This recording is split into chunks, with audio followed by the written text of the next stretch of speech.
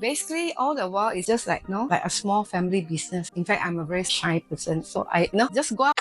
Hi, my name is Baby Go. I started my cleaning service that's actually very early, back in 1995. So until now, so along the way, it's like just a house-to-house cleaning and then factory cleaning, office cleaning. So along the way, I came to know Andrew that's back in 2018. Basically, all the while it's just like, like a small family business. I don't really like go out to interact, So later when I came to know Andrew, and then they're telling me that, every month I think in Penang there's a meetup, a get together, sharing. In fact, I'm a very shy person. How to meet, and then from there, I know there's different businesses. From there onwards, at least people know about Baby Go cleaning service. Before that, it's just a household name.